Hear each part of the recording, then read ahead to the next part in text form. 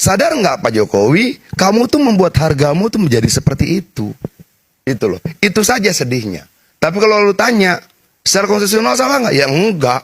Secara undang-undang salah nggak? Ya enggak. Itu loh. Tapi seperti orang bilang begini, nilai lu tergantung lu memilih siapa lawan lu. Itu loh. Kalau kemudian kita mau punya nilai tinggi, lawan kita harus gede. Lawan kita harus besar. Lawan kita harus kuat. Kita harus masuk pada pertarungan yang besar, pertarungan yang kuat. Nah, sebagai mantan presiden 2 periode, kok masuk pertarungan kabupaten gitu loh? Kan level lo sudah nasional nih, sudah mimpin negara nih gitu loh. Oke. Inang Irma. Yang kemarin terakhir ada SBY juga. Lalu juga kalau nggak salah, Ibu Mega juga pernah berkampanye sebagai mantan presiden. Jadi kelas itu mungkin tidak dilihat dari tinggi provinsi atau daerah, tapi itu adalah bagaimana pesta demokrasi ini bisa dijalankan, dan mungkin dalam hal ini juga sudah ada komitmen ya dari Pak Jokowi untuk mendukung karena Kim Plus ada di situ. Cari contoh tuh yang apple to apple gitu loh. Pak SBY itu pemimpin partai. Nah itu dia. Ibu Mega memimpin Sebentar partai. dong. Artinya dia punya tanggung jawab setelah selesai dia jadi menjabat presiden. Dia punya tanggung jawab sebagai pemimpin partai. Jokowi pemimpin partai mana? Oke, tadi yang dibahas kan mantan presidennya. Bukan dong, artinya kita tidak bisa membahas semuanya tentang latar belakang, oke? Tapi kalau kemudian Jokowi memimpin partai dan dia harus memenangkan kader yang dia pimpin, boleh. Dengan demikian dia endorsement, dia mempromosikan produk orang lain. Karena sebagai personal yang tidak memiliki kekuasaan apapun di partai, dia tidak menandatangani surat mandat apapun, surat rekomendasi apapun. Oke, jadi dia apa? Ya endorsement. Saya hanya menyamakan sebagai mantan presidennya. Ya, nah, apakah warga Jakarta mau dipimpin oleh orang yang berKTP Jawa Barat yang di-endorse oleh KTP Jawa Tengah? Kalau mau ya silakan pilih besok.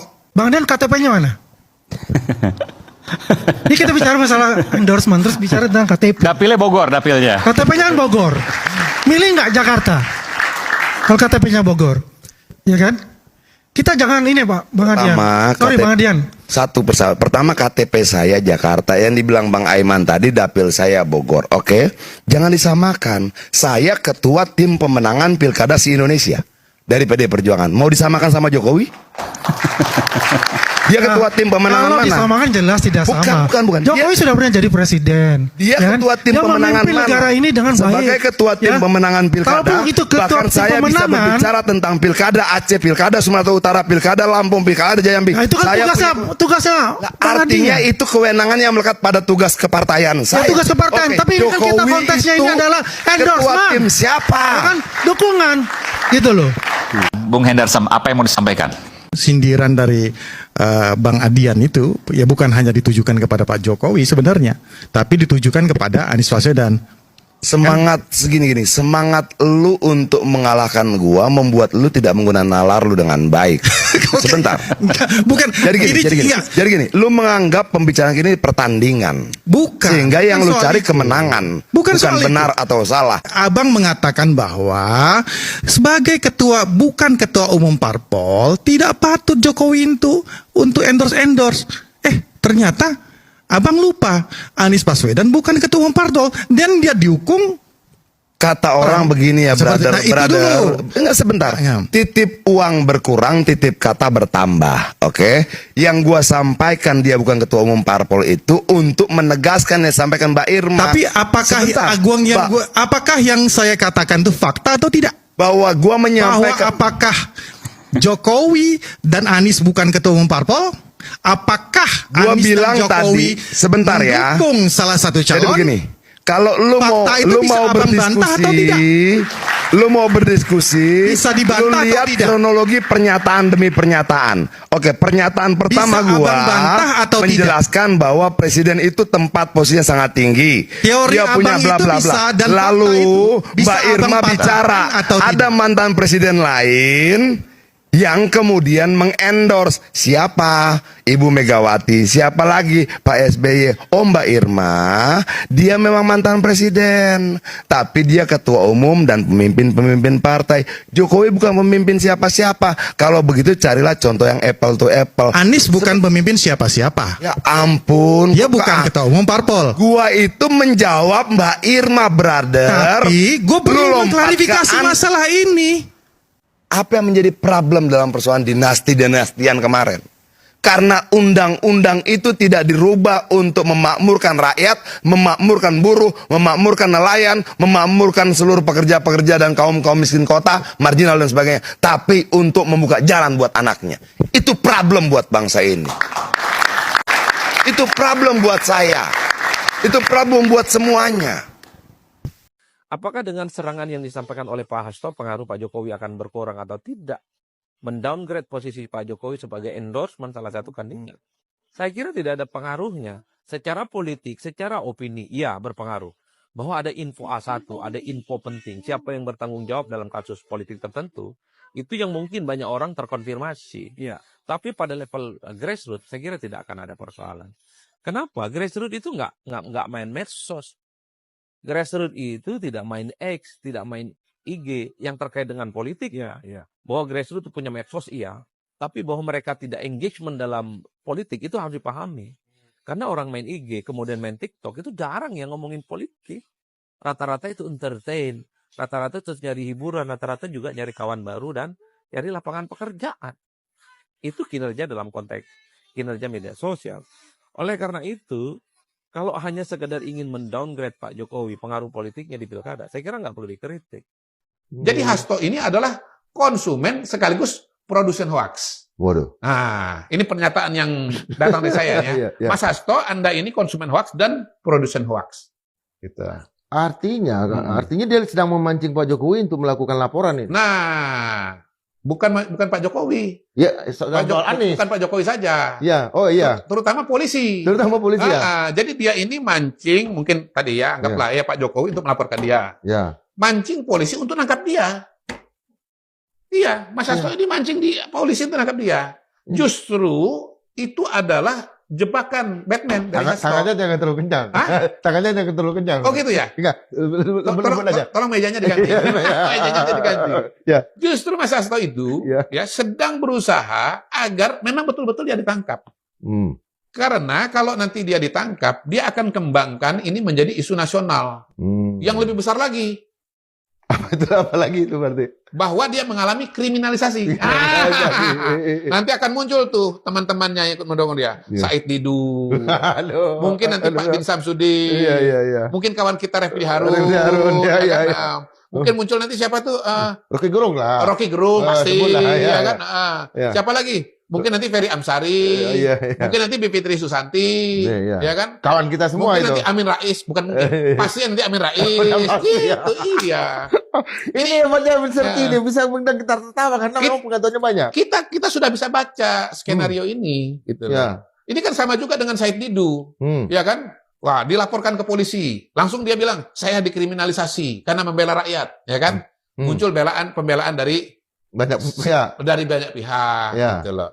Nah, ini modus operandi yang sedang dijalankan atau sedang disiapkan oleh Hasto Kristianto, gitu loh.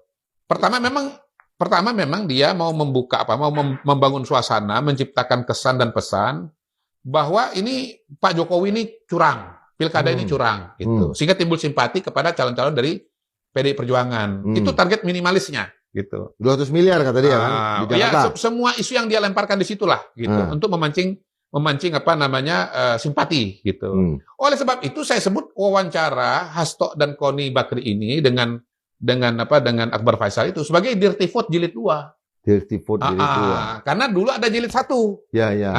Yang tampil di sana itu teman kita juga. Ya. Betul.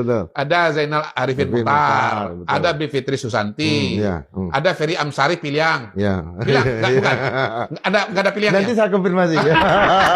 Saya kira semua orang Minang ada pilihan. Ada Caniago segala macam. Nah, saya sebut Dirty Vote jilid 1 itu sebagai dirty mind atau sebagai strategi Pilpres, karena kan di situ mengkonstruksi bahwa di belakang 02 itu ada kecurangan oleh Pak Jokowi dan yang lain-lain itu gitu. Nah, salah satu bukti bahwa itu adalah kecurangan atau salah satu desain bahwa ini adalah kecurangan bahwa PJ ini adalah desain Jokowi untuk mengamankan suara dan pengurangan suara. Nah, saya sebut ini sebagai hoax ya, atau bahkan ini jangan hoax lah. Ini sebagai ketidaktahuan dan kesempitnya wawasan berpikir, minimnya informasi. Karena yang namanya pemilu serentak itu yang berujung pada adanya PJ itu kan desain lama. Pertama bukan desain Jokowi tapi DPR, semua partai politik ya kan, yang tidak mau ngurus pilkada tiap hari jadi digabungin aja. Yang kedua yang pengen agar pemerintahan pusat itu mulainya bareng dengan pemerintahan daerah, ya. Dan itu dari 2016. Jauh sebelum kita tahu bahwa calon 2024 itu Pak Prabowo dan Mas Gibran gitu loh. Nah ini sebetulnya ini mirip dengan itu. Jadi kenapa keluarnya baru 1-2 hari ini? Karena memang dipersiapkan untuk 27 November ini gitu loh. Target kedua yang lebih besar lagi adalah kalau betul-betul polisi datang dan menangkap. Nah, itu jackpot buat Hasto. Itu yang ditunggu-tunggu. Makanya Mas Hasto saya siap menyongsong 1 juta peluru. Gitu kan. Makanya suara Pak swing voter akan ke malah justru iya. Jadi gini, sekarang ini pemerintahan ini kan sekarang secara politik terbagi dua, terbelah dua. Di satu sisi ada Pak Prabowo, ya, kemudian Pak Jokowi, ya, kemudian Koalisi Indonesia Maju, ya, dan partai-partai yang ada di Koalisi Indonesia Maju. Di sisi yang lain itu ada Bu Mega. Kalau bicara kepartaian, PDI Perjuangan di luar pemerintahan. Nah, ditambah dengan Anies Baswedan. Gitu. Jadi oposisi pada hari ini penghuninya itu kalau yang kalau kita urutkan itu ada Megawati, ada Anies Baswedan, gitu, dan juga ada kayak satu lagi Osman Sabtaodang. Itu pilihan itu.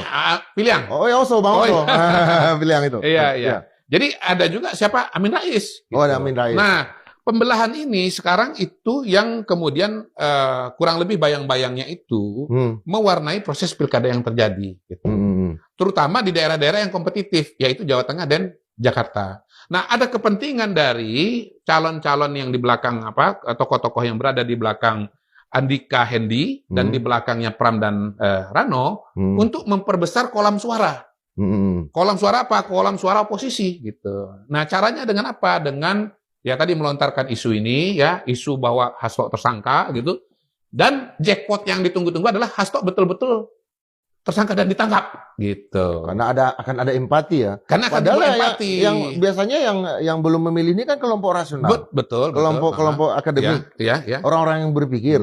Jadi kalau orang melihat seperti itu kan sejak awal ini mancing buat mereka. Supaya kan perasaannya perasaan mereka ini menjadi terluka, simpati, kasihan gitu. Kalau Hasto ditangkap, dia kan Mas Hasto ini kan membayangkan dirinya ini sebagai Bung Karno jilid tua. Kan dia cerita dalam podcast itu, dulu Bung Karno ditangkap, lalu kemudian banyak simpati gitu. Dan bahwa Prabowo dan Jokowi ini adalah Belanda. Gitu. Iya. Itu yang mau dibangun dengan podcast itu gitu. Tapi kan Pak Prabowo bukan Belanda. Pak Jokowi bukan Belanda gitu. Dan Mas Hasto bukan Bung Karno. yang saya mau tangkap juga nih Pak Mas Hasto ya, yang saya tangkap nih seolah-olah nih kita masih di. Mungkin saya rasa cukup Mirsa terkait dengan konten kali ini ya. Seperti apa komentar kalian, tulis di kolom komentar. Dan sekali lagi kepada Mirsa, jangan lupa tekan tombol subscribe-nya biar kalian juga tidak ketinggalan informasi-informasi terbaru dari channel ini. Dan salam demokrasi dan salam NKRI.